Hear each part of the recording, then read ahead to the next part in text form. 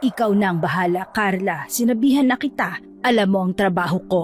Pamilyar ka na rito. Opo, tiya. Bata ka pa lang, nakikita mo na akong pabalik-balik sa Barrio Lorenzo. Kaya huwag ka mag-alala, ligtas ka sa baryong yon. Paano naman po ako magiging ligtas sa baryo ng mga aswang, tiya? Shh! Huwag kang magsalita ng ganyan at baka may makarinig sa'yo. Nakakainis nga po eh. Isang trabaho na hindi ko makwento sa mga kaibigan ko. Hindi naman kailangang malaman ng lahat ng trabaho mo. Lalo na po kung ganito na magpapaanak ako sa mga aswang na yan. Carla, huwag kang magsalita ng ganyan. Huwag mong ipaparinig yan sa kanila. Huwag mo silang tawaging aswang na yan o mga aswang na to. Tandaan mo, mga tao rin sila. Anong klaseng tao ang kumakain ng kapwa-tao? Carla naman, ilang beses ko na ba sinabi sa'yo na malaki ang utang na loob natin sa Barrio Lorenzo? Kailangan nating makatulong sa kanila gaya ng pagtulong nila sa atin noon. Tiya, naintindihan ko po yun at tinatanggap ko po ang trabaho at responsibilidad ko. Hindi mo lang siya kailangan tanggapin. Kailangan buong-buo mong isapuso ang trabahong ito, Carla. Umaasa ako na pagbubutihin mo gaya ng ginawa ko at ng mga nauna sa atin. Iwasan mo makipag-away sa kahit sinong aswang. Kilala kita, Carla. Lahat pa naman pinapatulan mo. Hindi naman po, lumalaban lang po ako pag alam ko na tama talaga ako. At walang mali sa ganyan.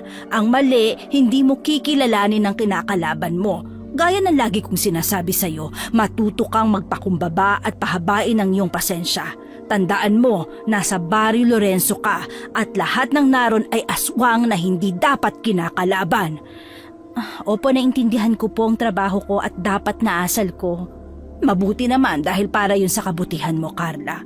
Gusto ko lang na maging maayos ang pagtatrabaho mo sa Barrio Lorenzo. Magpapaanak ng mga buntis na aswang at uuwing buo at buhay. Tiya, hindi ba kayo natatakot doon? Nung una, syempre natatakot ako. Pero masasanay ka na lang talaga. Normal lang ang takot, Carla. Lahat tayo natatakot pero ang pinakamahalaga ay kung ano ang gagawin natin sa takot natin.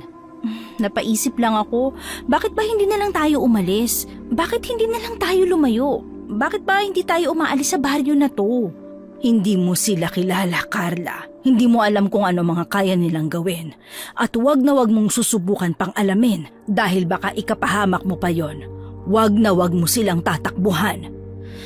Opo, wag po kayo mag-alala. Susubukan ko pong mag-ingat. Ay nako, mukhang duda ako dyan ha. Lahat kasi inaaway mo eh. Hindi naman po. Narinig ko nga pinag-uusapan ka sa palengke. Sino po nag-uusap-usap tungkol sa akin? Tingnan mo. Kasi naman tiye, dinadaya kasi ako kahapon sa palengke. Sino ba matutuwa ron? Hayaan mo na lang kasi. Hindi po ganon. Hindi ako papayag na dinadaya tayo. Ay naku, ikaw talaga. Para ka ang nanay mo. Ganitong-ganito po ba talaga si Mama? Oo, mas kamukha mong tatay mo, pero ang ugali naman ay parehas na parehas ng nanay mo. Okay nga po yun para hindi mo masyadong namimiss si Mama. Namimiss ko nga palagi dahil sa iyo eh. Alam mo, nasasayang ang oras natin. Mag-asikaso ka na para makapunta na tayo sa Barrio Lorenzo. Opo. Nagtungo si Carla sa kanyang silid upang ayusin ang mga gamit na dadalhin. Napatingin siya sa Bible na nasa gilid ng kanyang lamesa. Kinuha ni Carla ang isang bote ng asin at nilagay yon sa kanyang bag. Ilang minuto ang lumipas ay handa na si Carlang umalis. Nilapitan siya ng kanyang tiya Carmen. Dinala mo ba ang isang bote ng asin? Po? Bakit? Dinala mo ba? Opo, panigurado lang. Akin na. Po? Sandali, bakit po? Hindi dapat tayo magdadala ng ganyan o kahit na ano laban sa kanila. Hindi ko naman po sila kakalabanin. Pero magdadala ka ng asin na panlaban sa kanila? Para sa kaligtasan lang po natin to. Mahigit 20 taon na ako nagpapabalik-balik sa Barrio Lorenzo, Carla.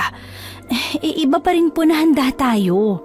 Wala tayong paghahandaan. Hindi tayo makikipaglaban, hindi tayo makikipag-away. Kaya tayo pupunta ron ay dahil magtatrabaho tayo, magpapaanak tayo ng mga aswang.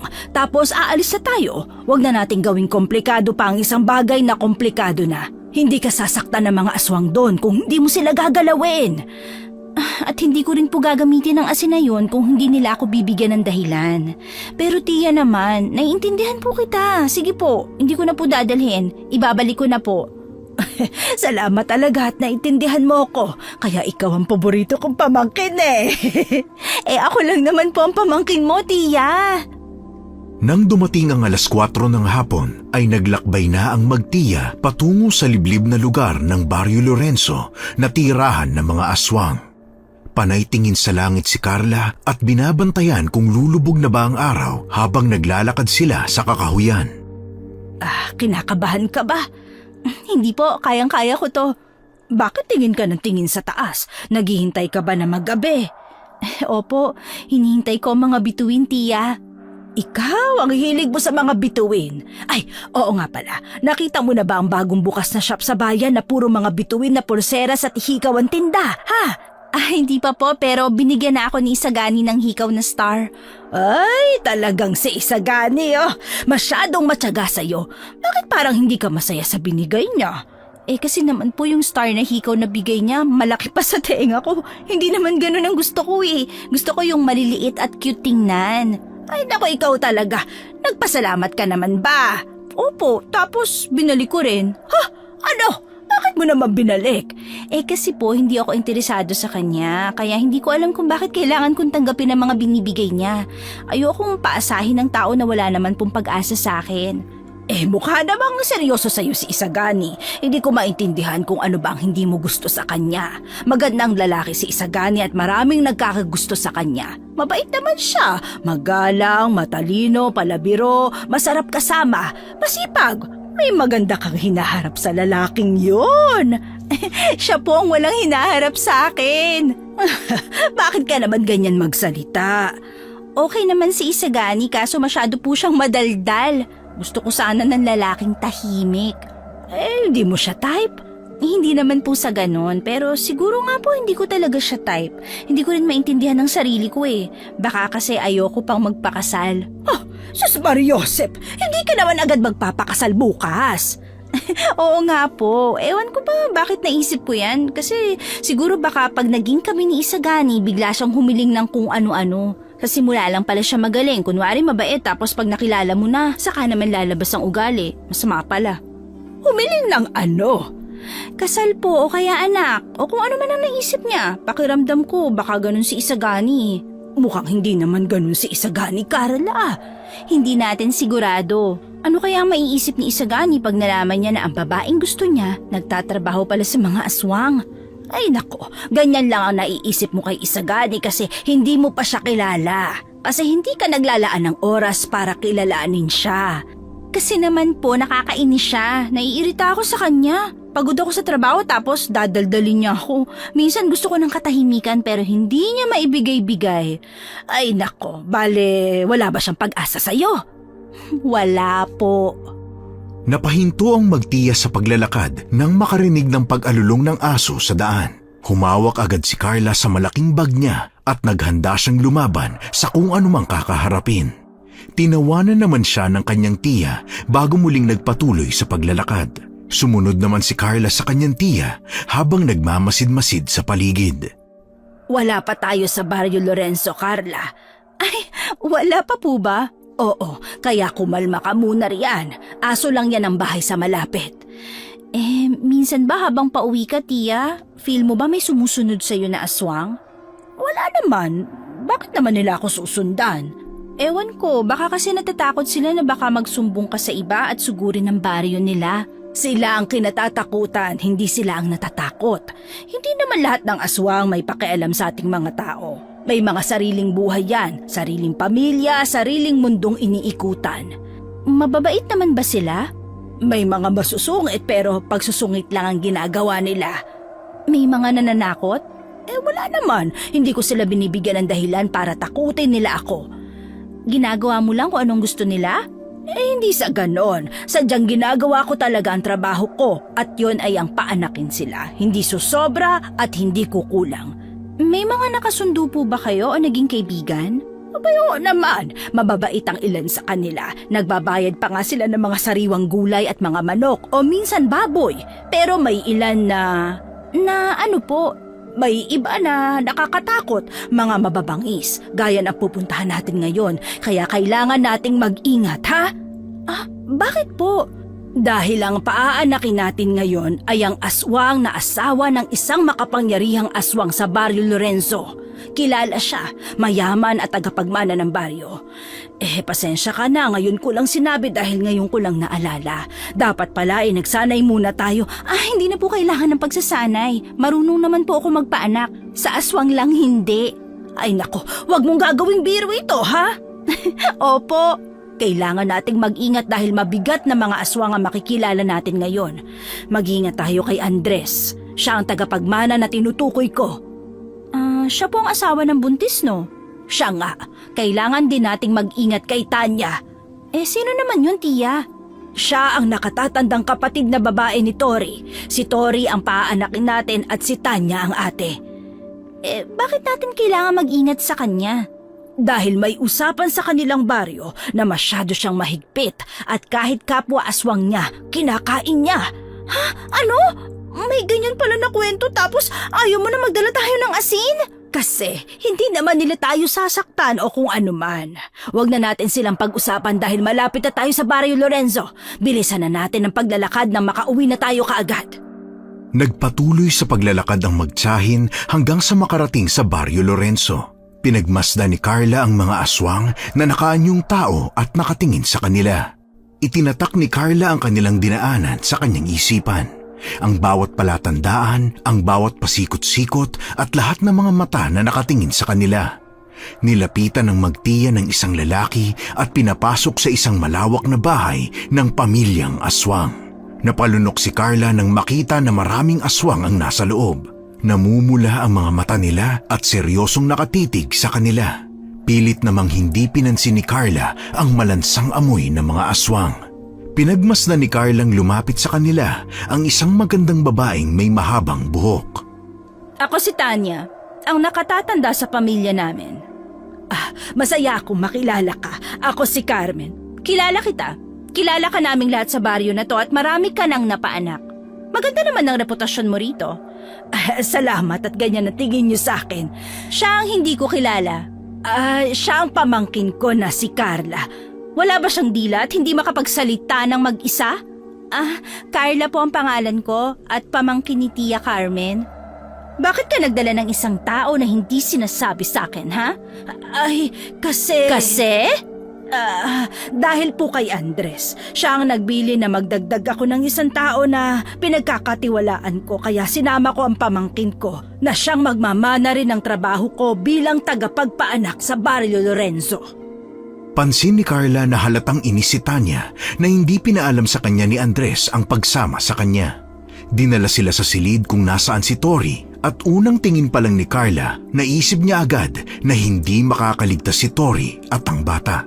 Nasa dulo ng kwarto ang mga aswang at nagbabantay habang si Carla at Tia Carmen ay pinapaanak si Tori na hirap na hirap. Ilang oras nang sinusubukan ni Tia Carmen pero hindi pa rin lumalabas ang bata. Naaawa na si Carla sa buntis. Nagulat si Carla nang bumulong si Tori sa kanya. Napatayin na lamang siya. Naman tinatayo-tayo mo riyan, Carla. Halika, tulungan mo ko. Tia, magpapakatotoo na ako. Ano? Mukhang hindi na niya kakayanin eh. Huwag kang magsalita ng ganyan. Tingnan mo naman ang pangangatawan niya. Pinapakain ba nila yan? Puro pasa siya. Puro pasa ang kamay at paa niya. Mukha siyang tinali. Ano? Yung leeg niya may marka ng kamay na mukhang sinakal. Hindi po yun normal. Inabuso nila ang isang buntis. Hindi na natin yun problema. Hindi na po makakaligtas si Tori. Carla!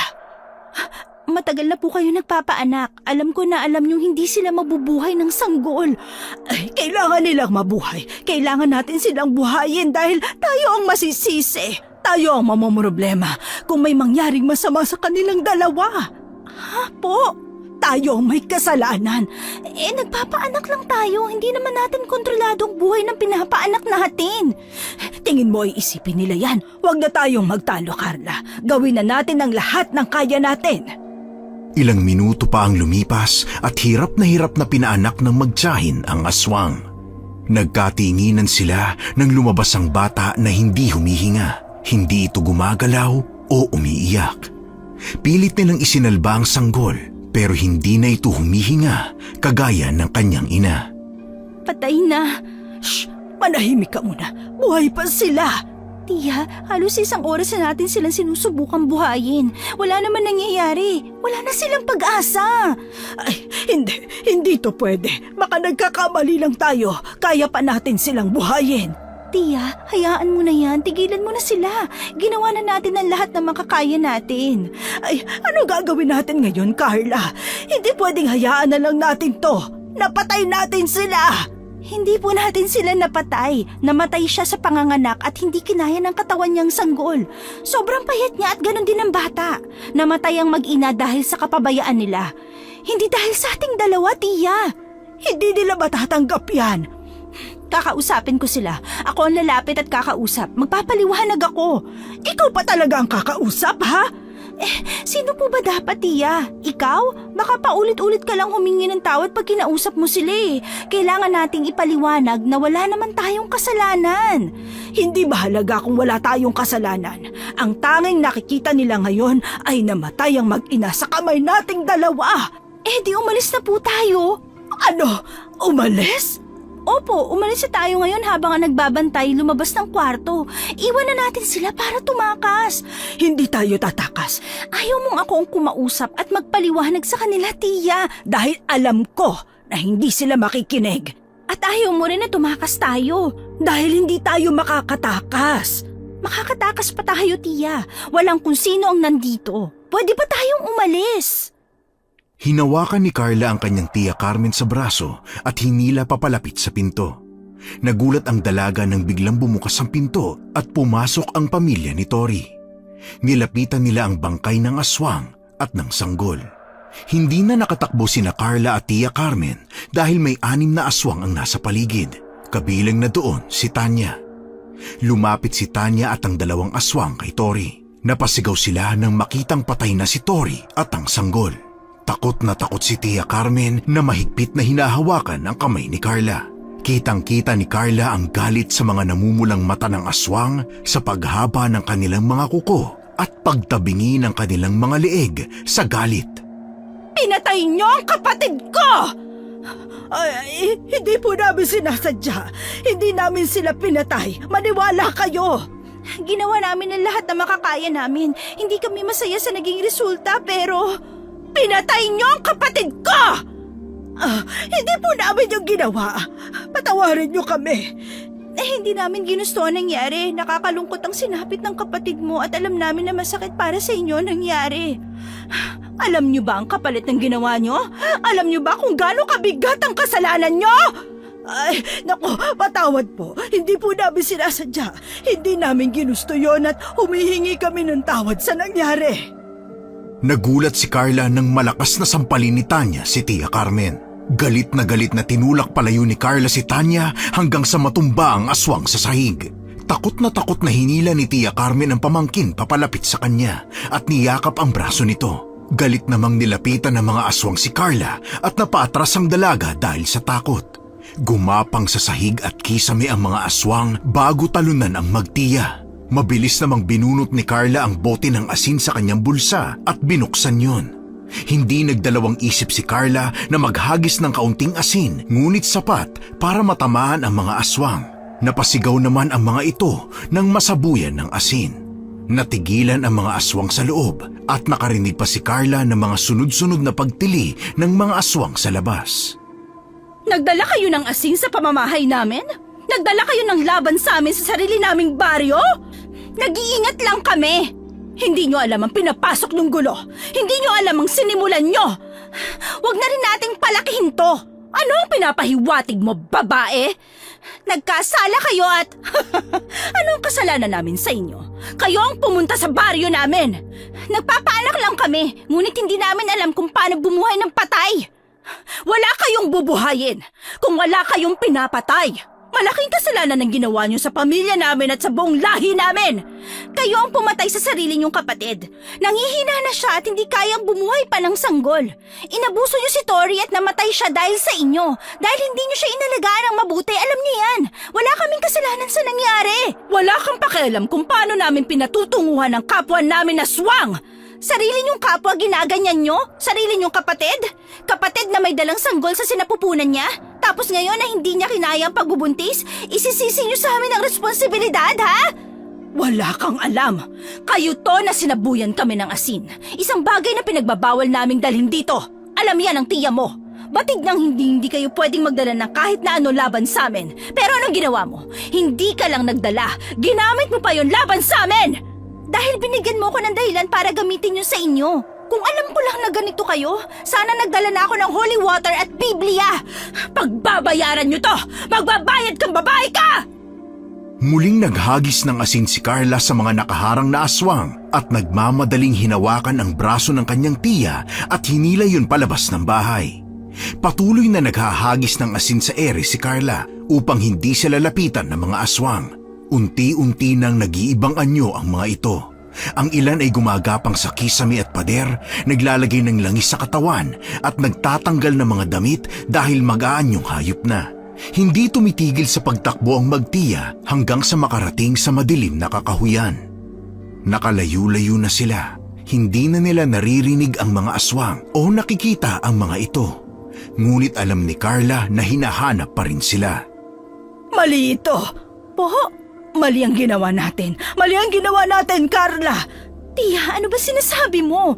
Itong ginagawa natin, mali ito. Ang ano po? Ang pagtakas? Ang paggawa ng paraan upang mabuhay tayo? Tiya, anong mali? Nagkasala tayo. Nagkasala tayo sa mga aswang.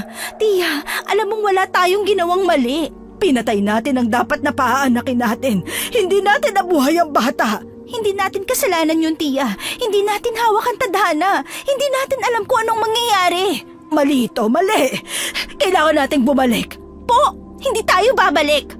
Babalik tayo, Carla. Tiya, bakit ka huminto sa pagtakbo? Hindi ako papayag na bumalik at hindi ako papayag na mag-isa kang bumalik. Kahit anong mangyari, sabay tayong babalik sa sarili nating baryo. Buo at buhay. Isa pa, papatayin nila tayo kung babalik tayo. Pinapalaki lang natin ang gulo at hinayaan nating mamatay si Tori. Nakita mo ang kalagayan ng pinaanak natin? Hindi kaya ng katawan niyang magbuntis. Alam mo po ba kung anong sinabi niya sa akin? Ang sabi niya, hayaan na natin siya. Ang sinabi niya, patayin na natin siya. Hindi nga natin alam kung ginusto niya ba ang bata sa sinapupunan niya o hindi. Pero wala na tayo ron. Ang kailangan natin, umalis. Hindi na tayo makakaalis pa dahil nandito na sila. Nakarinig ng mga sigaw si Carla at hinila ang tiya niya palayo. Kinuha ni Carla ang malaking sanga ng kahoy at pinalo-palo yun sa ere. Natamaan ni Carla ang dalawang aswang na tiktik at sinabuyan niya ito ng asin. Nang sinugod pa sila ng ilang aswang, ay lumaban si Carla at hindi siya pumayag na siya'y makain, makagat o makuha. Tumakbo si Carla at ang kanyang tiya palabas ng kakahuyan. Nakakita sila ng isang maliit na bahay. Mabilis na hinagis ni Carla ang asin sa paligid ng maliit na bahay para hindi makapasok ang mga aswang doon. Pumasok si Carla at Tia Carmen sa loob at sinabuyan ni Carla ang lahat ng maruming gamit, pader, kisame at bintana upang hindi makapasok ang mga aswang sa loob. Mga hamak na tao! Hindi niyo alam ang ginagawa niyo. Hindi niyo kilala kung sinong kinakalaban niyo. Ganon din kayo. Hindi niyo alam ang kaya kong gawin para mabuhay. Isa ka lang hamak na tao. Ano kaya mong gawin, ha? Kaya ko kayong ubusin lahat. Sige, Tanya, kung matapang ka, lumapit ka.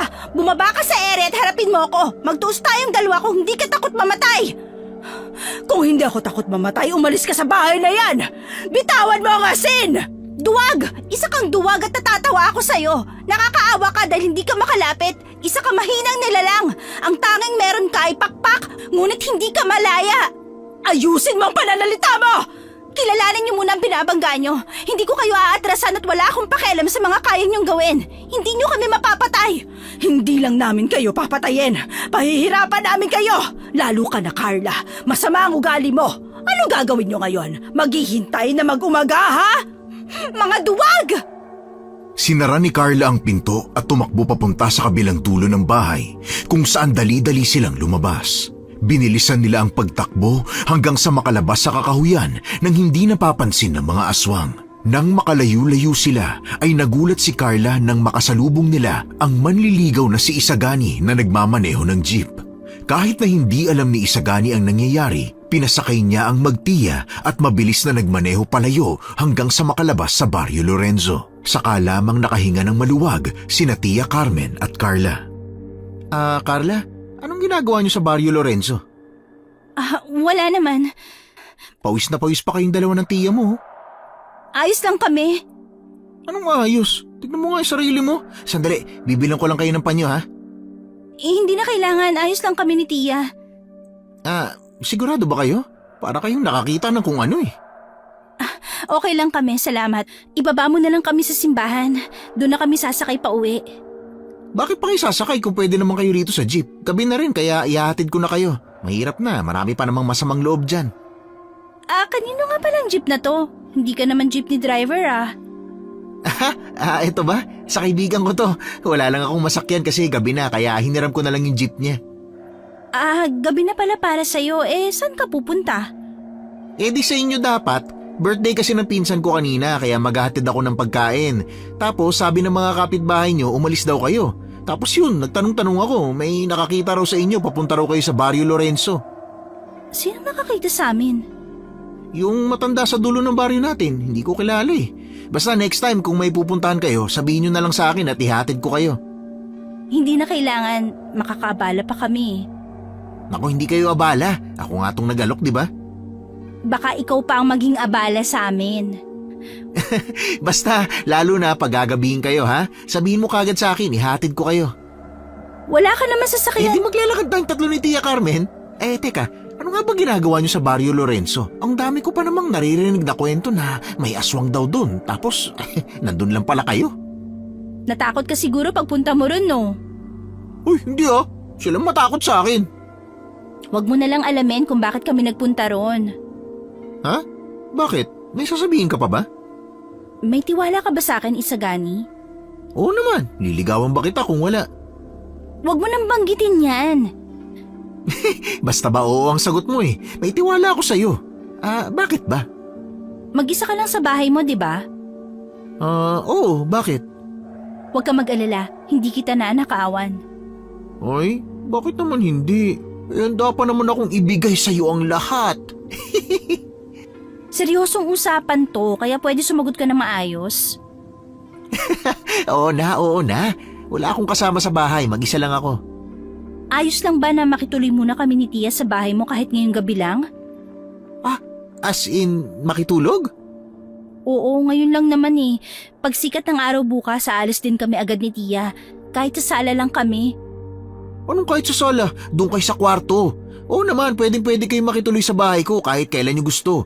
Kung gusto mo, ibigay ko pa yun sa'yo eh. Ang OA na niya na. Asikasuhin ko na yung titulo ng bahay para ibibigay ko na kagad sa'yo.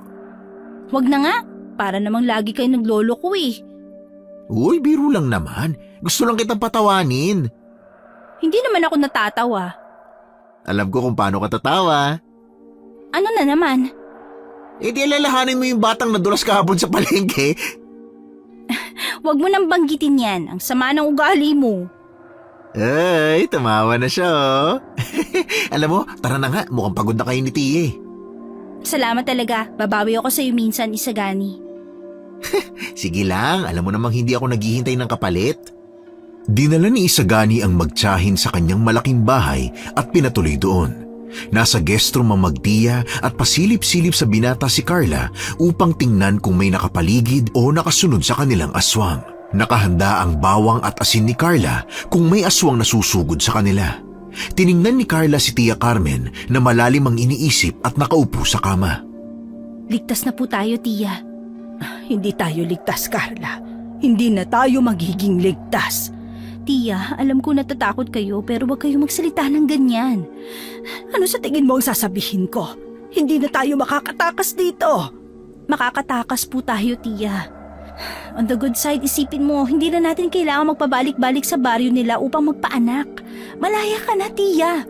Hindi tayo lalaya, Carla. Walang kalayaan at kapayapaan kung hinahabol na tayo ng mga aswang. Sa tingin mo ba, anong gagawin nila? Kakalimutan na nangyari ngayong gabi? Magluluksa sa nangyari kay Tori? Kitang-kita mo ang inasal nila. Ang ginawa nila ay mauulit at mauulit pa kung hindi nila makukuha ang gusto nila. Ano po bang gusto nila? Sorry mula sa atin? Papatayin ba nila ako? Gagawing aswang, ha? Hindi ko alam at yan ang kinakatakot ko. Malalagpasan po natin ito, Tia. Hindi na! Tia, hinaan ang boses mo. Ayoko malaman ni Isagani ang nangyari at madawit siya sa gulong to. Hindi naman siya kasali dito eh. Siguro mali na nakitulog tayo sa bahay niya ngayong gabi. Ikaw kasi, bakit ka nagdala ng asin? Kung hindi po ako nagdala ng asin, baka patay na tayo ngayon. Hindi nga tayo patay ngayon, pero sa tingin mo ba, titigilan nila tayo? Binantaan mo ang buhay nila, sinaktan mo sila. Eh sila naman eh, binantaan nila ang buhay natin kaya dapat lang na lumaban tayo. Nagbanta ka na uubusin mo ang lahi nila.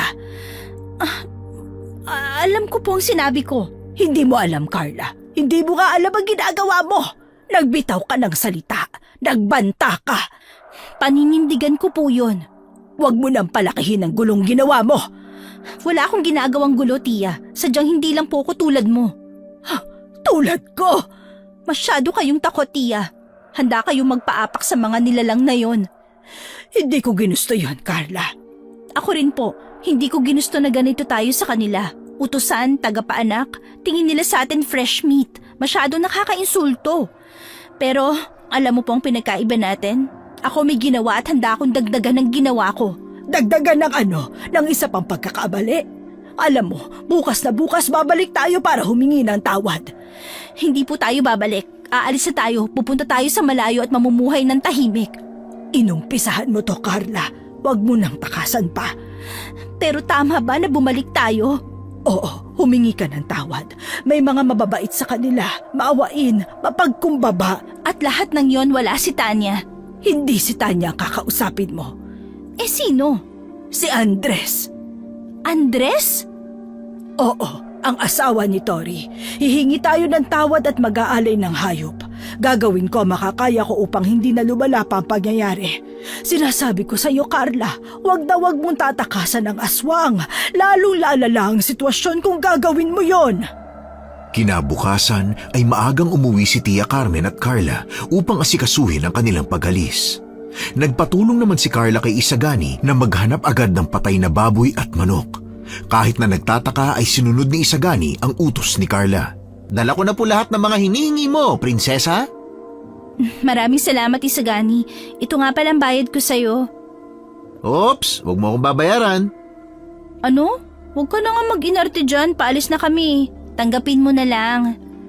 Hindi ko kailangan ng bayad mo. Masaya akong makatulong at masaya ako na ikaw mismong lumapit sa akin para humingi ng tulong. Sapat na yun.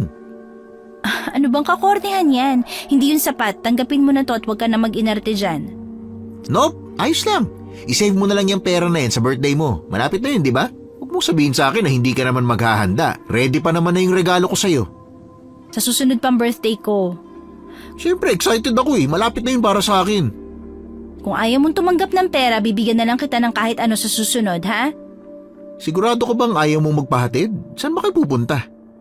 Sinabi ko na sa'yo, hindi ko sasabihin kung saan kami pupunta at hindi na kami magpapahatid sa'yo. Sobra-sobra na naitulong mo at sapat na ang lahat ng yon. Eh sino magbubuhat ng baboy at manok? Problema na namin yan, Isagani. Aalis na kami. Dahil tingnan mo anong oras na. Maraming salamat ha sa pagpapatuloy sa amin at pagtulong sa paghahanap ng baboy at manok ngayong umaga. Babawi ako sa'yo pagbalik namin. You're welcome, Carla. Basta, pag nagbagong isip mo, wag na wag ka magdadalawang isip na tawagan ako, ha? Tatandaan ko yan.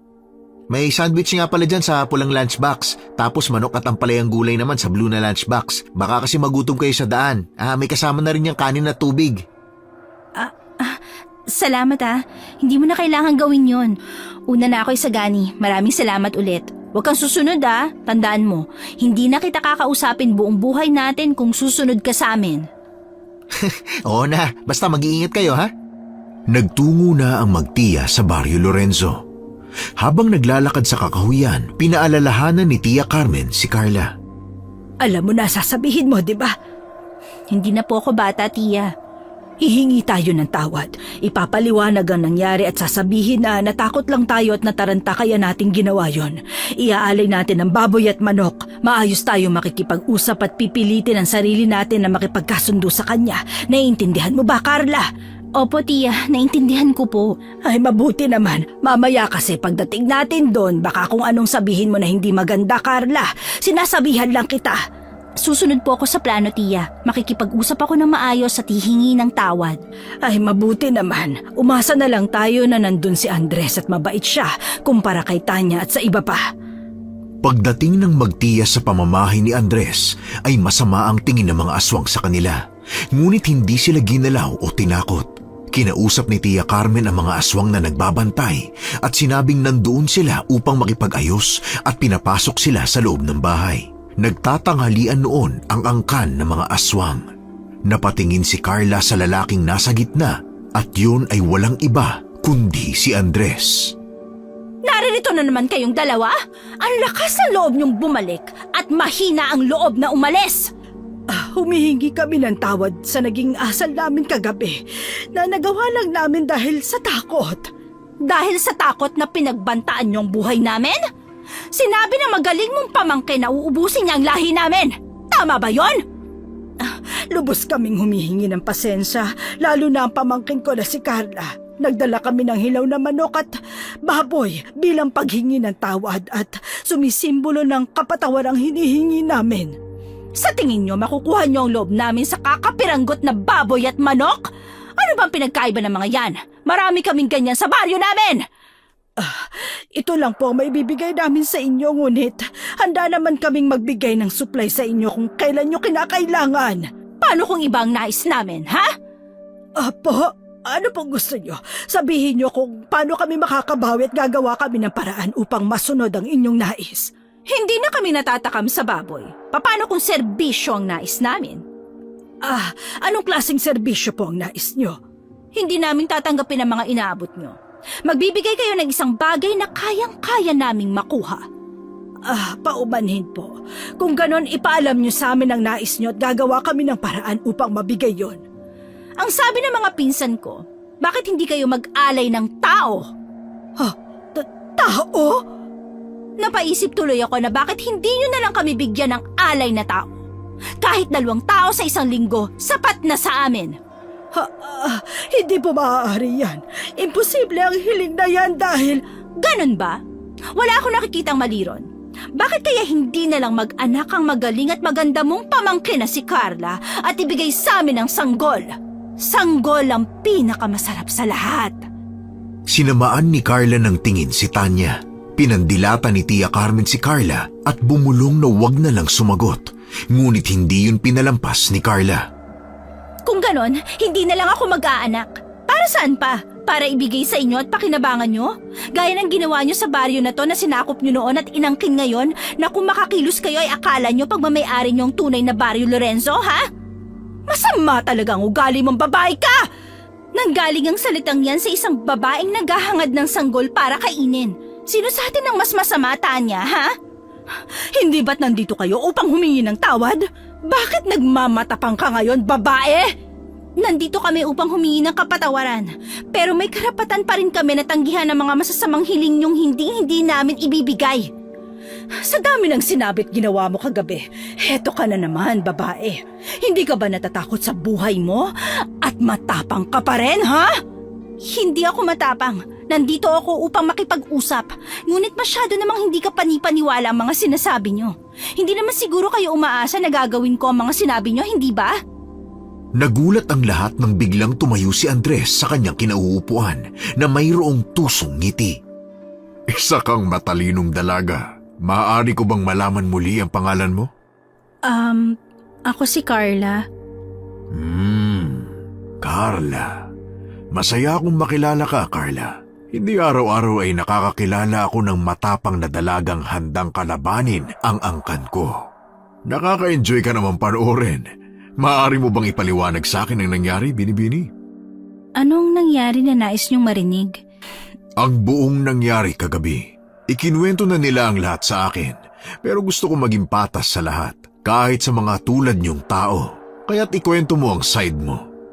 Dumating kami ni Tia upang ipaanak si Binibining Tori. Batid mo ba na siya ay asawa ko? Narinig ko po yan. Aksidente ang nangyari at ginawa naming lahat ng tiya ko ang aming makakaya upang iligtas silang 2 ng bata.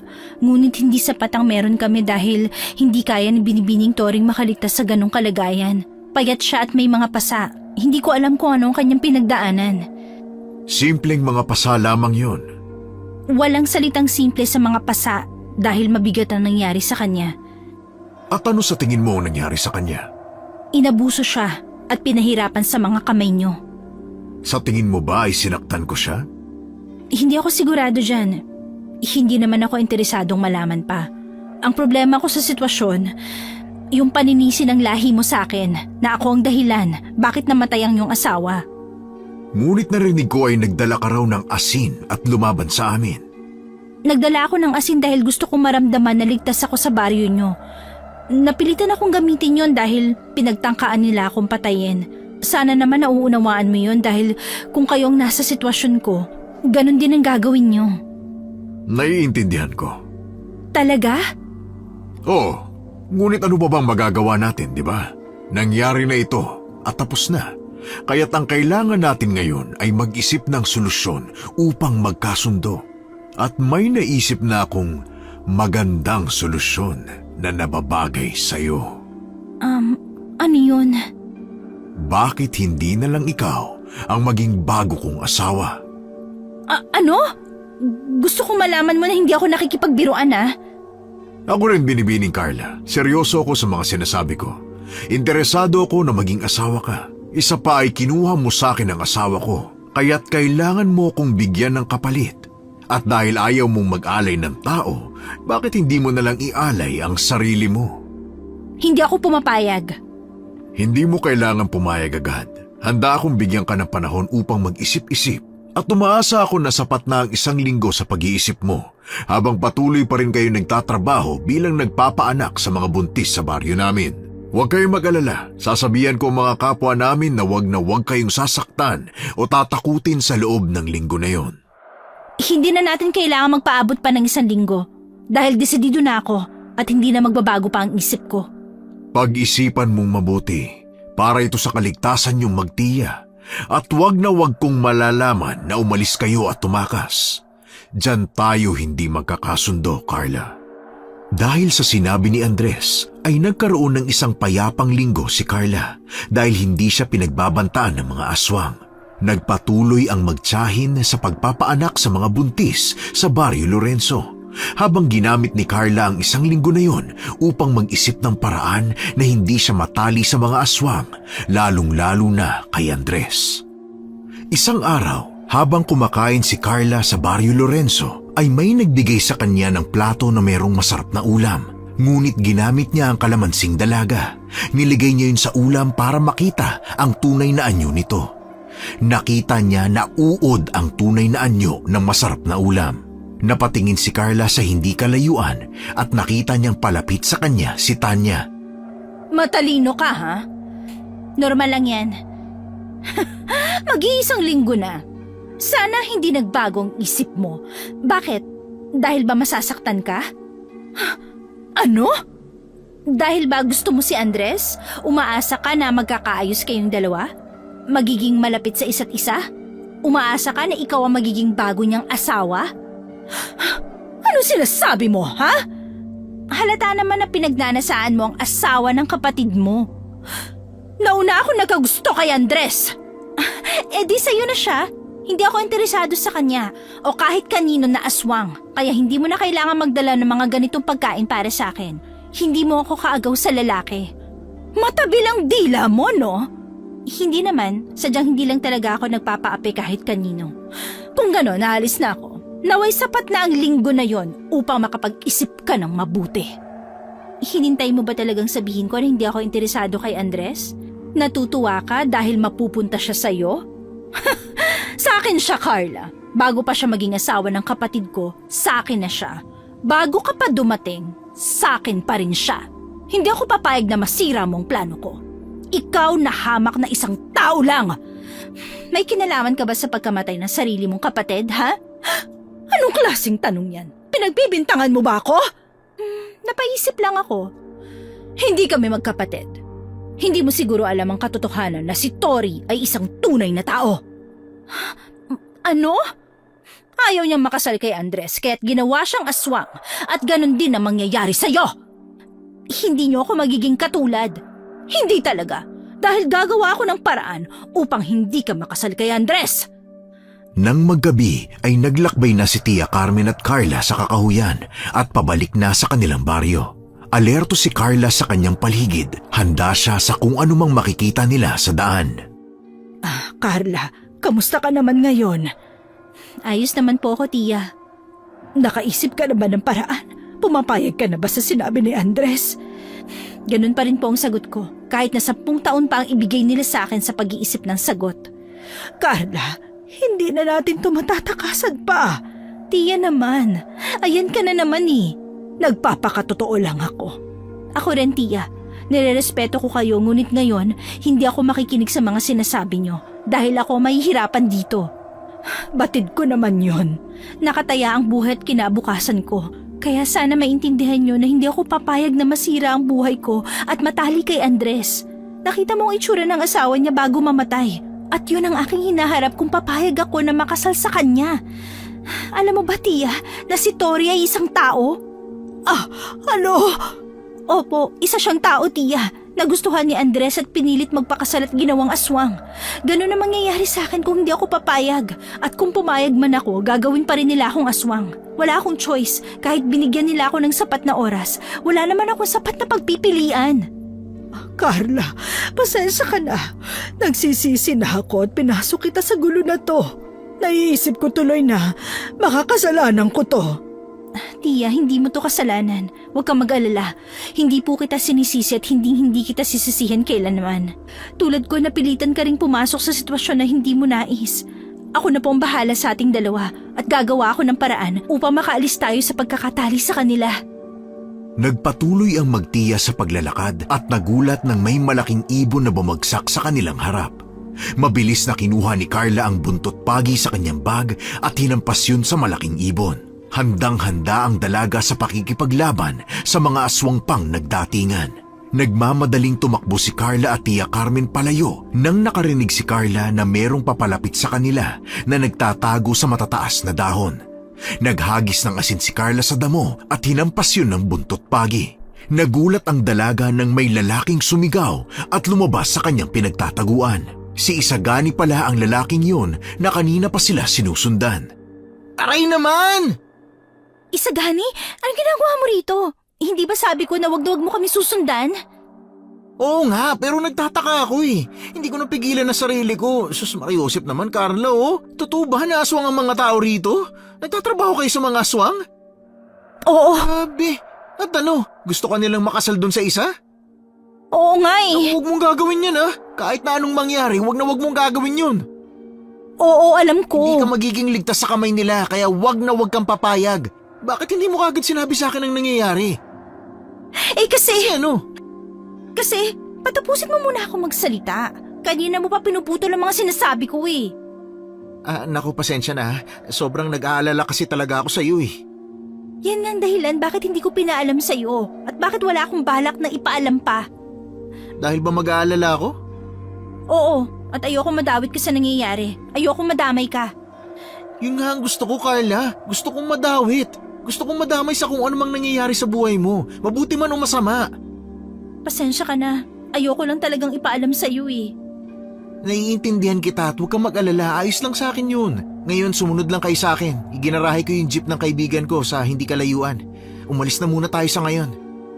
Sige, salamat talaga Isagani. Hindi ko alam kung paano babawi. Hindi mo kailangan bumawi sa kahit ano. Mabilis na tumakbo si Isagani, Tia Carmen at Carla patungo sa jeep ng kaibigan ni Isagani. Sinabuyan ni Carla ng asin ang buong jeep, bintana, gulong, pati ang gulong nito bago sumakay sa loob at nagmaneho paalis si Isagani hanggang marating nila ang sariling baryo. Dumiretso sila sa bahay ni Isagani at sinigurado ni Isagani at Carla na may palibot na bawang at asin ang buong bahay bago magpahinga. Tulog na si Tia Carmen at nakaupo naman si Carla sa sala nang lumapit sa kanya si Isagani. Natawa si Carla nang biglang umatsing na naman si Isagani. Kanina ka pa. Hindi ko kasi talaga gusto ang amoy ng mga bawang eh. Aswang ka siguro. Hala, paano mo nalaman? Baliw ka talaga. Bakit nga pala gising ka pa? Hindi ako makatulog eh. Magmerienda nga muna tayo. May dala akong tinapay na may peanut butter. Paborito mo to, di ba? Pansin ko kanina na hindi ka pa kumakain pagdating natin. Hindi pa kasi ako nagugutom. Kumain ka na ngayon. Mahirap matulog ng gutom, no? At masarap yung peanut butter. Kung gusto mo naman ng kanin at ulam, kukuha ako. May gusto ko bang ulam? Tumigil ka na nga. Maupo ka na lang. Ayos lang ako. Akin na nga yung tinapay na may peanut butter. Kakainin ko na yan. Ayun. Kailangan talagang may kainin ka ngayong gabi. Dahil mukhang pagod na pagod ka eh. Buti na lang walang masamang nangyari sa'yo sa Barrio Lorenzo. Kung alam mo lang. Totoo ba? Bakit? Anong nangyari sa inyo? Wala naman. Mahabang kwento eh. Baka mabagot ka lang makinig. Hindi, interesado akong makinig sa'yo at gusto kong malaman ang buong nangyari. Gusto kitang tulungan, Carla, at please naman, hayaan mo naman akong tulungan ka. Ganito kasi, nagtatrabaho kami ni Tia ng tagapagpaanak sa mga aswang sa Barrio Lorenzo. Paano naman kayo napunta sa ganung sitwasyon? Ibig ko sabihin, paano niyo nalaman na mga aswang ang nandoon? Yun na nga eh. Nag-apply ba kayo? May interview ba? Ano ba naman mga tanong yan? Puro talaga kalokohan yung nasa isip mo no. Hindi na nagtinuyan eh. Naisip ko lang naman kasi, paano kaya yun? Nag-apply kayo? Nagpakalat ba sila ng balita na naghahanap sila ng magpapaanak ng aswang? Hindi, baliw ka talaga. Pero seryoso nga, paano kayo napunta sa komplikado na sitwasyon na yan? Maniniwala ka ba? Sasabihin mo? Oo naman. Ganito kasi yon, ang sabi sa akin ni Tia Carmen, may utang na loob kami sa mga aswang, kaya nagsisilbi kami sa kanila. Tapos?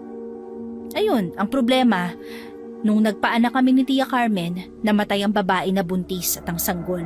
Hindi na namin kasalanan yun, di ba? Hindi nyo kasalanan yun dahil hindi nyo naman kontrolado ang buhay ng iba. Kaso hindi nila maintindihan yun. Ang nasa isip nila kasalanan namin na nangyari, kaya sinugod nila kami at gustong patayin. Buti na lang nakaligtas kayo. Wala ba kayong dalang panlaban sa kanila na bawang o asin? Meron, nagdala ako. At yun ang kinagalit nila at ni Tia. Nagalit si Tia Carmen? Oo, dahil pinagtangkaan ko raw ang buhay ng mga aswang at hindi sila natuwa sa ganun. Nagalit nga sila at ayun, hinabol kami. Yun yung gabi na nakita mo kami at ngayon ulit, tinutulungan mo naman kami. Salamat talaga sa gani ha. Walang anuman.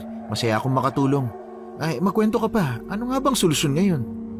Gusto nila mag-alay kami ng tao o kaya naman magserbisyo sa kanila. Sabi pa ng isa, mag-anak ako at ibigay sa kanila ang sanggol. Ang sama talaga nila. Kaya nga eh, wala silang puso. May isa pa silang alok. Ano yun? Kasal. Kasal? Sino? Ikaw? Teka, kanino? Huwag ka mag-alala, hindi naman ako pumapayag eh.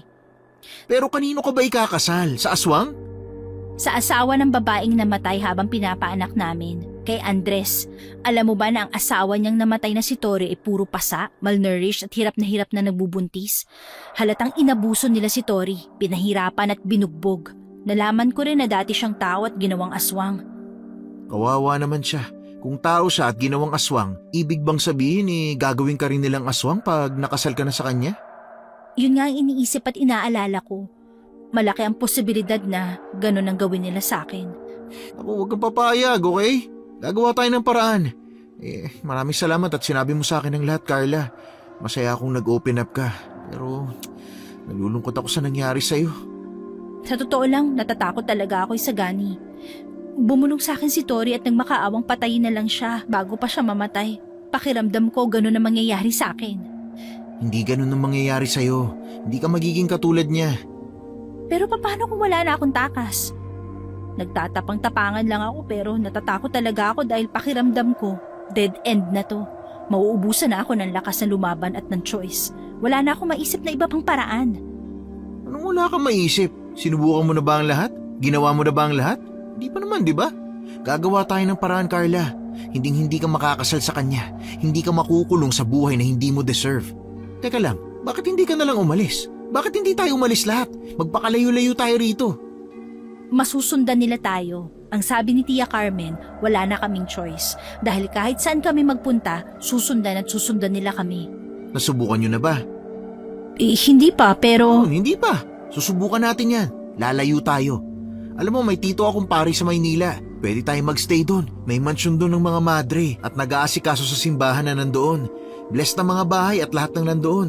Maganda na doon muna tayo magstay. Seryoso ka ba? Mukha ba ako nagbibiro? Hindi, pero malaking bagay itong gagawin natin. Malaking bagay na to sa'yo. Maliit lang to kumpara sa mga bagay na kaya kong gawin para sa'yo. Isagani, Baka gusto mo na magpakasal na lang tayo. baliw!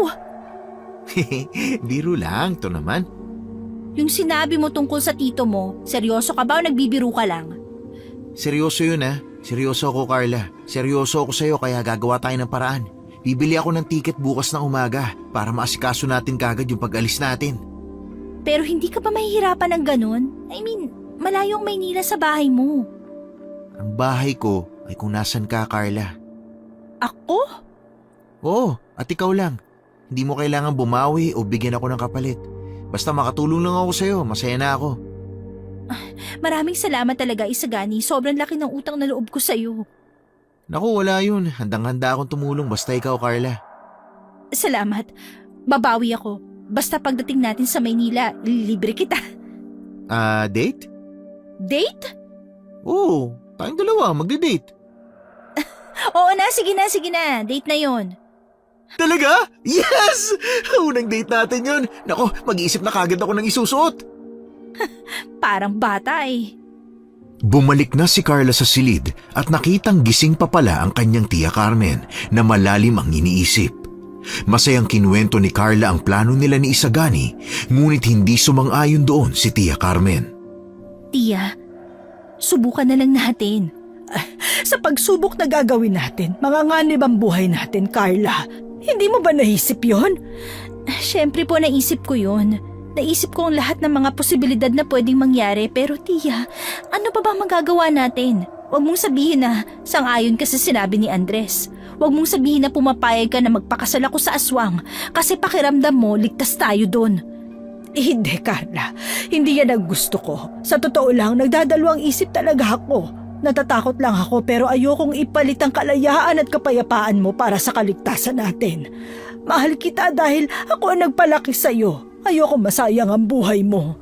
Alam ko po yun, tiya, at masaya ako na naintindihan mo ang nararamdaman ko. Pero ang kailangan po natin umalis. Kailangan nating tumakas. Ligtas tayo sa lugar na yon. Maraming pare, madre, simbahan, holy water, hindi na tayo malalapitan. Kung kailangan kong magmadre para lang makaligtas, gagawin ko talaga. Mabuti na lang pala at nandyan si Isagani. Oo nga po nakakatuwa naman. Baka ito na ang chance ni Isagani na mapansin mo. Tiya naman, nagawa pang mang-asar May malay mo naman, di ba? Nagpapasalamat lang po talaga ako kay Isagani. Nagpapasalamat sa simula, tapos susunod, kayo na. Tiya! Sige na. Hindi na ako mang-aasar. Matulog ka na at halatang pagod na pagod ka. Opo, kayo rin. Matulog na po kayo at baka bumiyahe na tayo bukas. Sige, Carla. Pasensya ka na, ha? Ayos lang yon, tiya. Sabi mo nga, di ba? Normal po ang matakot pero ang magiging mas mahalaga ay ang ating aksyon at desisyon. Ang mahalaga, hindi tayo matatalo ng takot natin. Halika nga at yayakapin kita. Sa dami ng mga nangyari sa atin, pakiramdam ko, nalimutan ko nang sabihin sa'yo kung gaano ka kahalaga sa akin. Kahit naman po hindi nyo sabihin, alam ko yon, tiya. Maliit na bagay yun. Humihingi ako ng tawad sa'yo, Carla, dahil nadamay ka pa sa gulo na hindi ka naman kasali. Kasali po ako. Lagi mo akong kasama, tiya. Hindi ka po nag-iisa. Kinabukasan ay nakabili na ng tiket ng bus si Isagani at hindi na siya nagsayang pa ng oras. Mabilis na nag-impake si Carla, tiya Carmen at Isagani patungong Maynila. Bumili muna ng pagkain ng tatlo na sapat na baon nila sa kanilang biyahe at saka sumakay ng bus. Habang nasa bus ay hindi mapigilan ni Carla ang kabang nararamdaman at napansin yun ni Isagani. Uy, ayos ka lang ba? Oo, wag mo lang akong pansinin. Kinakabahan ka? Hindi Kinakabahan ka Okay lang yan, makakaalis na tayo. Bakit ba ako kinakabahan? Paano kung may mangyari pala hindi maganda kaya ganito ang pakiramdam ko? Walang mangyayaring masama sa'yo. Bakit kinakabahan pa rin ako? Bigla tuloy akong nagdalawang isip kung kaya ko bang ginagawa ko Siyempre naman kaya mo. Nandito ka na, Carla. Saan ka pa ba nagdadalawang isip? Hindi ko alam, parang may mali. Anong mali? Sabi ni Tia sa akin, Kahit saan ako magpunta at kahit anong gawin ko, susunod at susunod ang mga aswang sa amin. Paano kung nakasunod sila? Makakatakas ba talaga ako, Isagani? Nakatakas ka na, Carla. Hindi pa. Hanggang wala pa tayo sa Maynila, nakakulong pa rin ako. Hindi ko alam. Nag-iisip lang talaga ako sa mga bagay-bagay. Nakahinto ang bus natin at lumabas ang driver. Lalo tuloy akong kinakabahan eh. Halata nga eh. Okay lang yan, kabado ka lang. Ganito na lang ha, iwasan natin ang mga negatibo. Nasa biyahe tayo at papuntang Maynila. Marami tayong pwedeng gawin at puntahan doon. Ano naman ang mga yun? Pwede tayong mag-Rizal Park, Museum, Ocean Park. Maraming mga masasarap na kainan doon. Di ba mahilig ka sa barbecue? Oo. Marami bang ganun doon? Oo naman, maraming masasarap na restaurant doon. Tapos doon sa titira natin, malapit din sa mga mall. Masarap mag-ikot-ikot doon tuwing hapon. Pinaalam ko na rin na ang kwartong titirhan mo yung pwedeng palitan ng kulay sa loob at lagyan ng mga bagong design. Pumayag naman sila. Baliw ka. Nakakahiya naman yun. Di dito ko naman yun tapos close kami. At close rin naman tayo kaya huwag mo nang isipin yun. Huwag ka nang mahiya. Tandaan mo basta pagdating sa akin, hindi mo kailangan mahiya. Sandali, ano yun? Ano? Bakit ka ba nakatingin sa labas ng bintana? Para kasing may nakita akong lumilipad. Ibon lang yun. Hindi. Parang masyadong malaki eh. Baka puno lang, pinapalibutan tayo ng puno Hindi, sandali. Bakit parang ang dami? Ano? Patingin nga. Ayun nakikita mo ba? 1, 2, 3, 4, 5. Hindi ko gaanong makita masyadong madilim. Tingnan mo mabuti. Ay, naku, oo nga. Nakikita mo na? Oo, ang dami nga nila. Mukhang hindi hata ibon yung mga yan Hindi na nga. Mukhang mga aswang, mga tiktik, Isagani. Nasundan nga nila tayo. Alam kaya nila na nandito tayo sa loob ng bus? Walang ibang bus sa paligid at Ano? tiningnan nila ako. Nakita nila ako. Ano? Matatalas ba mga mata nila? Oo. Ano gagawin natin? Palapit na sila. Papunta na sila sa atin. Kumalma ka muna, Carla. Hindi ko kayang kumalma. Maraming pasahero sa bus at merong 2 sanggol. Paborito nilang sanggol, Isagani. Ayoko maraming madaming sa problema ko. Bumaba na lang tayo. Bakit tayo bababa? Saan naman tayo pupunta? Hindi ko rin alam. Basta, bababa ako. Bababa tayo. Nagmadali si Carla na bumaba, dala ang kanyang mga gamit at nagsaboy siya ng asin sa bus. Nakasunod sa kanya sina Tia Carmen at si Isagani na alerto sa kung anumang pwedeng mangyari. Binilisan ni Carla ang takbo nang makitang nakasunod na sa kanya ang mga aswang. Pumasok silang 3 sa kakahuyan at nagsaboy siya ng asin sa mga puno at daraanan nila. Hindi sinasadyang mahiwalay ni Tia Carmen sa kanilang dalawa. Pumutol ng tig-isang sanga si Carla at Isagani at pinagahampas nila ang mga aswang na pilit na lumalapit sa kanila. Namangha si Isagani sa galing ni Carla sa pakikipaglaban na hindi man lang nagdadalawang isip na manuntok at manakit ng aswang. Ngunit laking gulat ni Carla nang makita si Andres na nasa anyong tiktik. Gumapang siya sa puno bago tumalon pababa sa harapan ng dalaga. Mas malaki at mas nakakatakot si Andres kaysa sa ibang aswang. Hinarang ni Isagani ang sarili kay Carla, ngunit hinila siya ng mahahabang galamay ni Andres bago siya itinulak sa hindi kalayuan. Isagani! Huwag mo nang subukang lumapit sa binatang yun. Kung ayaw mong pati ikaw ay patayin ko. Mas gugustuhin ko pang mamatay kesa makuha mo! Nakakainsulto ka naman. Talaga, at paninindigan ko ang sinabi ko. Bakit? Dahil ba sa kanya? Dahil ba sa lalaking yun? Dahil ba may iba kang gusto? Ang pagkagusto ko sa ibang tao, hindi mo na dapat iniisip pa. Ang isipin mo kung gaano kita kinamumuhian. Maghintay ka lang at makukuha rin kita. Wala ka ng kawala pa, Carla. Wala ka ng matatakasan pa. Nasaan na ba ang tiya mo? Nahiwalay sa'yo? Tingin mo ba ay buhay pa siya? Huwag kang magsalita ng ganyan! Yung lalaki mo, ano nga bang pangalan niya? Isagani o kung ano man yan? Hindi na mahalaga. Kalimutan niyo na ang pinagsamahan niyo dahil sisingilin ko na kayo. Wala akong kinukuha sa'yo! Kinuha mo ang asawa at anak ko! Pinatay mo sila! Pinatay sa kapabayaan mo! Hindi mo sila iningatan! Sinaktan mo si Tori! Dahil gusto niyang tumakas at hindi ako magdadalawang isip na pagbuhatan ka ng kamay kung patuloy kang magmamatigas, Carla. Hindi ako nakikipagbiruan. Lahat ng gusto ko ay nakukuha ko at hindi ka mapupunta sa kamay ng isang hamak na tao. Lumapit si Andres kay Carla at nagmamadaling nagsaboy ng asin ng dalaga. Ilang beses niya yung ginawa bago tumakbo palapit kay Andres upang hampasin ng kahoy sa iba't ibang parte ng katawan. Nanlaban naman si Andres at hinila ang kahoy na hawak ni Carla at hinagis sa malayo. Wala nang magawa si Carla kundi tumakbo, ngunit hinila ni Andres ang paa ni Carla. Pinagsisipa ni Carla si Andres hanggang sa mabitawan siya at tumakbo palayo. Nagulat si Carla nang may kamay na humila sa kanya at siya'y napangiti nang makitang si Tia Carmen yun. Mabilis na tumakbo ang dalawa, ngunit napahinto si Carla nang marinig ang mga sigaw ni Isagani na hinahanap siya. Sandali po, naririnig ko si Isagani. Hayaan mo na siya. Kaya niya ang sarili niya. Sandali lang, Tia, si Isagani. Hayaan mo na siya. Hindi ko po siya iiwan. Ang daming sinakripisyo ni Isagani sa atin at hindi ako papayag na hindi natin siya babalikan. Hindi ka talaga nakikinig, no? Hindi ka laging nakikinig sa akin. Tignan mo, nandito tayo sa sitwasyon na to dahil hindi ka marunong makinig. Sandali, Tia. Bakit iba ang dinadaanan natin? Bakit parang bumabalik tayo? Kung ayaw mong madamay si Isagani, iwanan mo na siya, Carla. Hayaan mo na siya. Hindi kita naiintindihan, Tia. Ano ba sinasabi mo? Patawarin mo ko, Carla. Wala na akong maisip na iba pang paraan. Po? Ano sinasabi mo?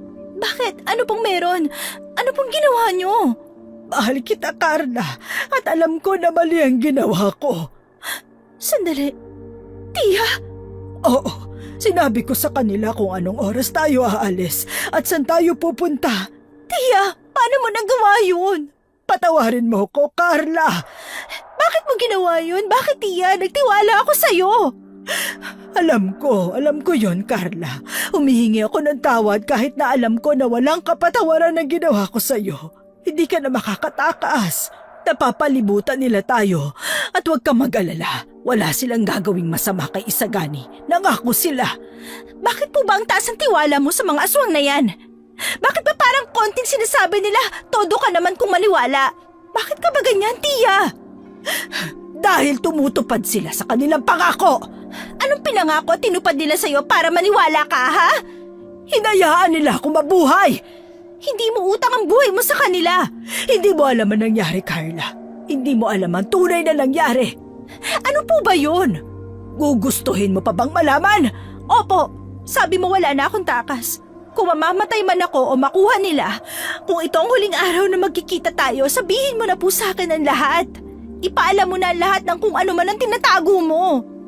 Kaya ako takot na takot sa mga aswang dahil yun sa pagkamatay ng kapatid ko. Oo, Carla, dahil yun sa pagkamatay ng iyong ina. Ano? Ano pong kinalaman ni Mama sa mga nangyayari? Nagtrabaho kami bilang tagapagpaanak sa mga baryo at nakatanggap kami ng tawag mula sa Barrio Lorenzo. Nagpunta kami ron at nagulat ang malaman at makita mismo sa sarili naming mga mata na totoo nga ang mga usapin na aswang ang mga taga-baryo na yon.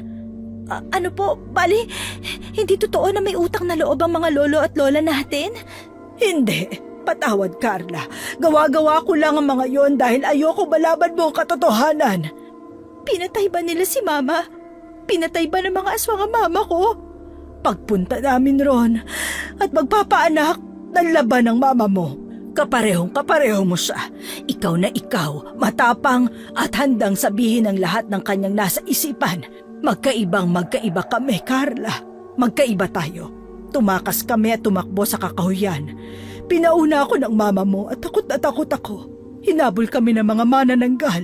Alam namin na papatayin kami kung mahuhuli kami. Nahila ako ng manananggal at ililipad na pala yun nang iligtas ako ng mama mo. Ikinamatay niya yon at takot na takot ako dahil sa aming dalawa. Siya ang handang lumaban, siya ang matapang, siya ang palaban, at siya ang gustong mabuhay. Ngunit ako ang naiwan sa aming magkapatid. Pinatay nila si Mama? Papatayin na rin nila ako, ngunit nakaisip ako ng isang maling plano. Isang masama at makasariling plano na walang ibang maliligtas kung hindi ako lang dahil aminado ako, makasarili ako. Ano pong ginawa mo? Sinabi ko na magsisilbi ako sa kanila bilang tagapagpaanak. Napaisip sila ngunit hindi yun sapat upang mabagong isipan nila at wag na akong patayin. Naalala kita at hindi na ako nag-isip pa. Sinabi ko na kapapanganak pa lamang ng mama mo at may sanggol sa bahay namin. Iniisip ko na gugustuhin ka nilang kainin dahil isa kang sanggol. Bago, malinis, maamo, walang muwang sa mundo. Isang ulila at masarap na laman. Paano mo nagawa yun, Tia? Hindi ako patatawarin ng Diyos sa bigat ng nagawa ko at alam ko yon. Naiintindihan ko kung galit ka sa akin, kung nahihirapan kang intindihin ng lahat. Sabi lang nila na hindi ka nila kakainin at gagalawin dahil kailangan nilang serbisyo mo sa iyong paglaki. Kailangan ka nila pag tumigil na ako magpaanak sa mga buntis na aswang sa Barrio Lorenzo. Hindi ko inaasahan na matitipuhan ka ni Andres at gugustuhin na maging bagong asawa. Patawarin mo ako, Carla. Nagsinungaling ka sa akin, Tia. Buong buhay ko, pinaniwala mo ko na namatay si Mama sa malubhang sakit. Dahil hindi ko alam kung ano sasabihin ko sa iyo. Hindi ko alam kung paano ipapaliwanag na ako ang dahilan ng lahat ng mga bagay-bagay na ito. Ayokong lumaki kang galit sa akin. Ayokong kamuhian mo ko habang lumalaki ka, Carla.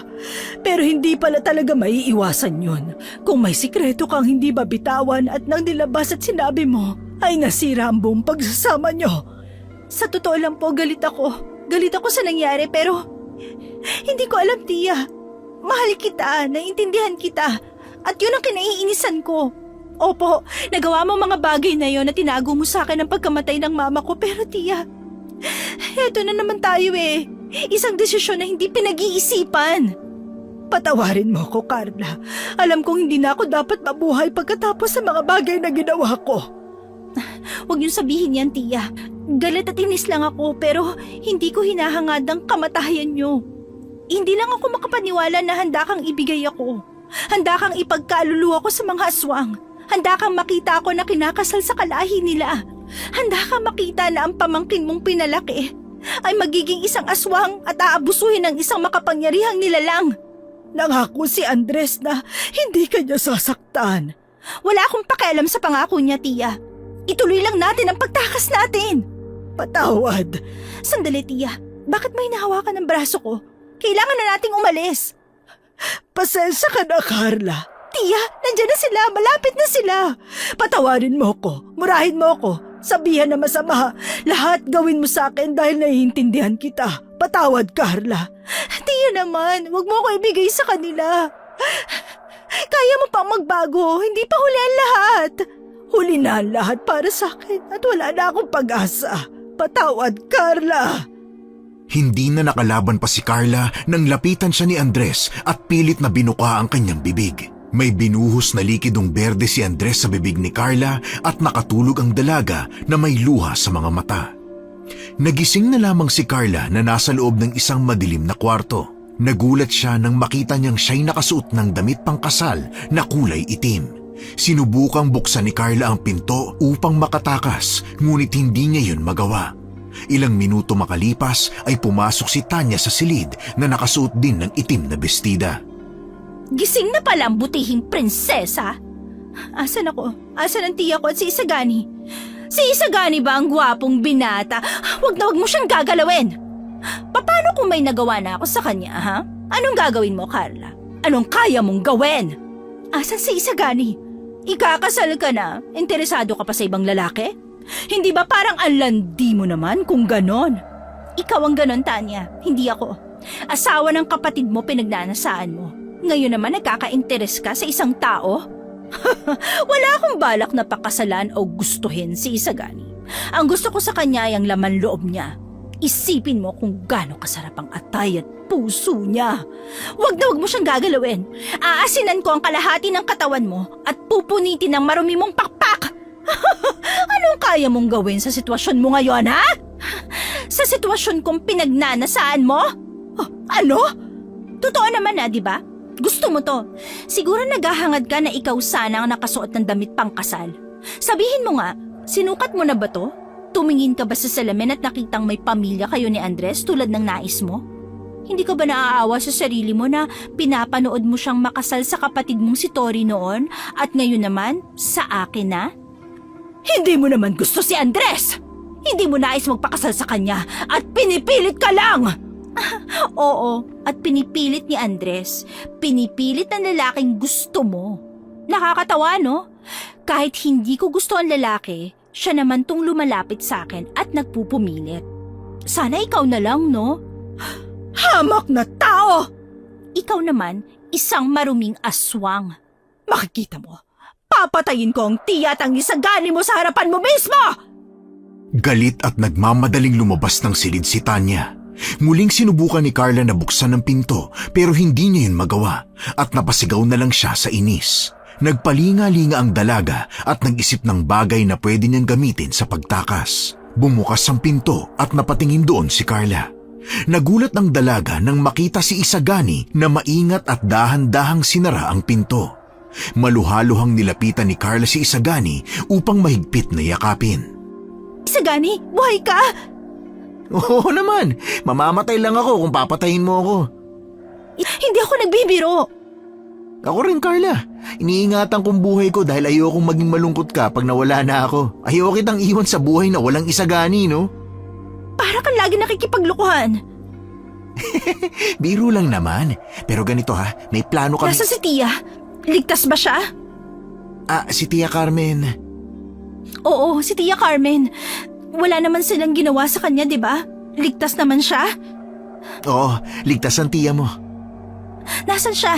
Dapat pinauna mo na siya sa Maynila para ligtas na siya agad. Paanong grabe pa rin ang pag-aalala at pagmamahal mo sa kanya pagkatapos ng ginawa niya sa'yo? Ano? Sinabi niya sa akin ang lahat. Inaasahan ko na magagalit ka sa kanya. Kung hindi mo siya sasabihan ng masama, ay iniisip ko naman na hindi mo na siya babanggitin kailan pa. Pero heto ka sa harapan ko at nag-aalala ka sa kanya. Hindi ko naman kayang baliwalain si Tia Carmen. Naiintindihan ko siya, yung kilos niya, yung rason niya, ang lahat ng tungkol sa kanya at oo, galit ako. Pero hindi ko siya kayang talikuran. Ganon din naman siya sa'yo, hindi kanya kayang talikuran. Kaya nga't bumalik kami. Bumalik siya para iligtas ka. At ngayon, hindi na tayo tatakas pa. Lahat tayo takot, oo. Pero lahat tayo lalaban. Anong gagawin natin? Gusto ko man nakunin ka ngayon at itakas ka na agad. Pero hindi ko yun magagawa dahil masisira akong plano natin. Makinig ka mabuti ha. Maglalakad ka sa altar at pag nasa gitna ka na, saka ka lamang bibitawan ng mga aswang. Doon kami susugod. Anong gagawin ko? Mabuhay. Kailangan mo mabuhay at sapat na yon. Ako nang bahala sa lahat. Kaya't mangako ka na mag-iingat ka hanggang mamaya na muli tayo magkita. Oo, nangangako ako, Isagani. Sana ganun ka rin. Oo, nangangako ako na hindi ako mamamatay at mag-iingat ako palagi para sa'yo. Hindi nakatiis ang dalawa at sabay na nilapat ang mga labi sa isa't isa. Parehas na hindi inaasahang gagawin nila yon. Binigyan ni Isagani si Carla ng malalim na ngiti bago nagmadaling lumabas ng silid. At ilang minuto ang lumipas ay pumasok na ang ilang aswang at hinawakan sa magkabilang braso si Carla. Dinala nila ang dalaga sa dulo ng altar ng simbahan ng mga aswang kung saan sa pinakadulo ay naroroon si Isagani. Kinuhaan ng dugo si Carla at hinalo yun sa dugo ni Andres at sa tubig. Ininom ni Andres ang dugo at nagulat ang lahat nang biglang umusok ang bibig ni Andres. Sunod-sunod na pana ang tumama sa mga aswang at mga asin na nagkalat sa paligid. Napangiti si Carla dahil nakita niya ang mga kapwa-tao sa sariling baryo kasama ni Isagani. Hindi nagdalawang isip si Carla na kumuha ng asin at bawang upang gamitin na panlaban sa mga aswang bago pa sila magbagong anyo at makatakas. Nakita ni Carla na palapit sa kanya ang tiya at tinulungan siyang tanggalin ng tali sa mga kamay. Mahigpit na nagyakapan ng dalawa. Carla, ayos ka lang ba? Kumusta ka? May ginawa ba sila sa'yo? Ayos lang po ko, Tia. Wala po silang ginawa sa akin. Wala pa po silang ginagawa dahil dumating po kayo. Dahil po dumating ka, nandito ako at tinulungan ako. Patawarin mo ako. Mahal na mahal kita at pinagsisisihan ko kung bakit kita nagawan traidorin. kung bakit kita pinagkalulo para sa sarili kong kaligtasan. Patawarin mo ko, Carla. Opo, tiya, huwag ka mag-alala. Lilipas din ang inis ko, pero ang pagmamahal ko sa'yo kailanman hindi mabubura. Aalis tayo sa gulo, pero bago yon tatapusin natin ang naumpisahan natin. Sabay nating tatapusin ito. Opo, tiya. Mahal na mahal kita. Parehong-pareho kayo ng nanay mo. Bumalik ang magtiya sa pakikipaglaban sa mga aswang at inabutan ni Isagani ng buntot ng pagi si Carla na ginamit ni Carla sa mga aswang. Ngunit hindi niya sinasadyang mabitawan yon nang hablutin siya ni Andres at nilipad sa ere. Nanlaban si Carla at bumagsak siya sa sahig. Nagmadaling tumakbo palayo si Carla hanggang sa makorner siya ni Andres. Hindi na ako natutuwa sa'yo, Carla! Tama nga si Tanya, isa kang banta sa lahi namin. Sana nga nakinig ka na lang, di ba? Kung nakinig ka kay Tanya, baka wala tayo sa sitwasyon na to. Maganda ka sana kung nakatikom lang ang bunganga mo. At ikaw naman, walang maganda sa'yo at maitim pa ang budhi mo. Hindi lang kita pakakasalan, pahihirapan pa kita, Carla. Araw-araw kang maghihirap sa piling ko. Araw-araw kang magmamakaawang mamatay, pero hinding-hindi ko gagawin sa'yo. Mas malala ang sasapitin mo sa sinapit ni Tori.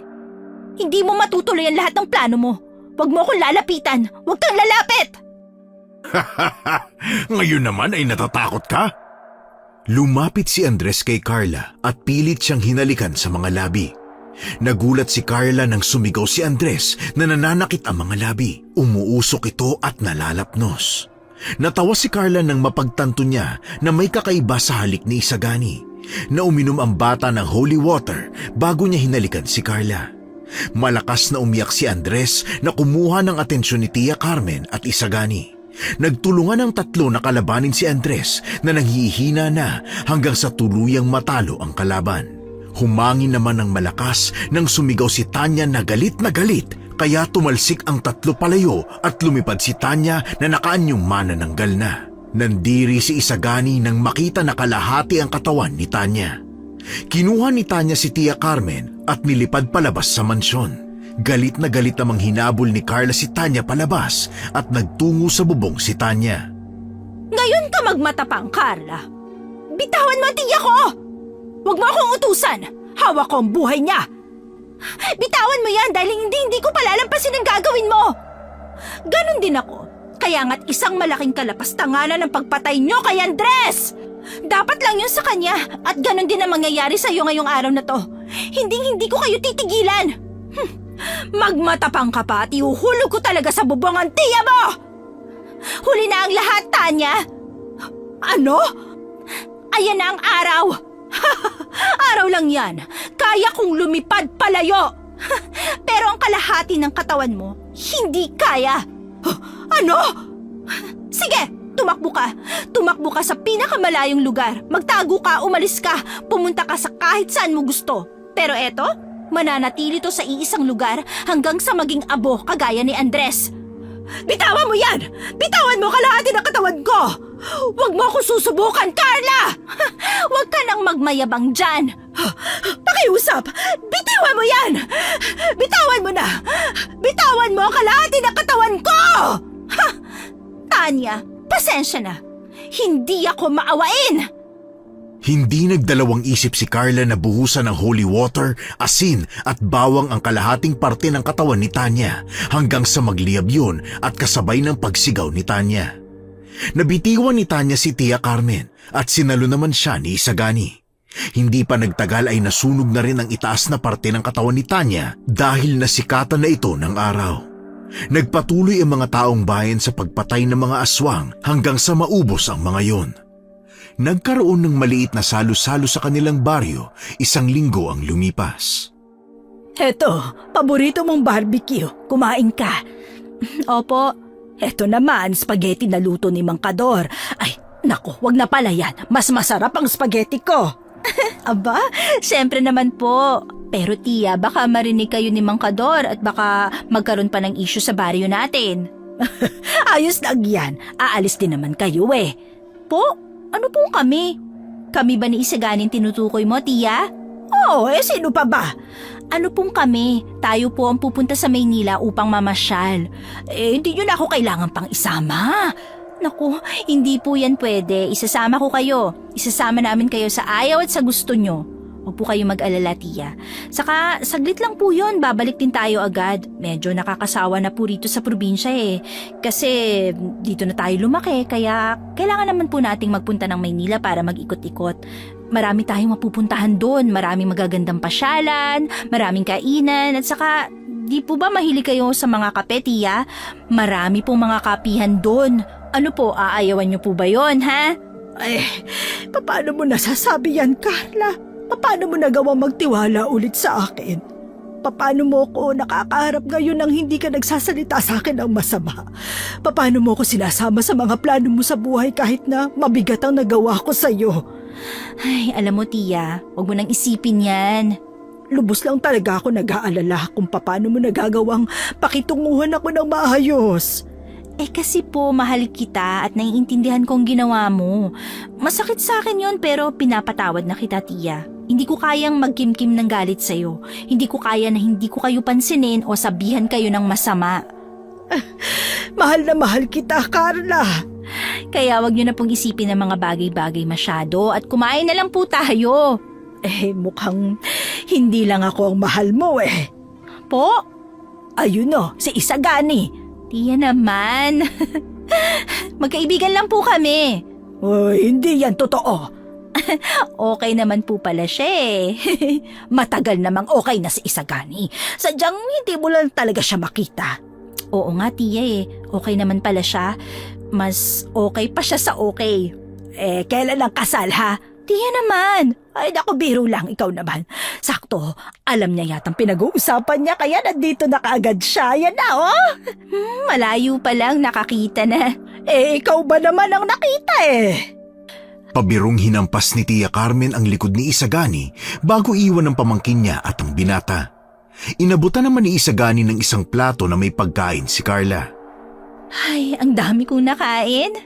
Ayos lang yan. Pagod ka na nung isang linggo kaya dapat lang na bumawi ka ng lakas. Papaubos mo lang sa akin ang tira mong pagkain kasi nahihiya kang ibalik dun eh. Paano mo nalaman yun? Ang bangis mo talaga ha? Talaga?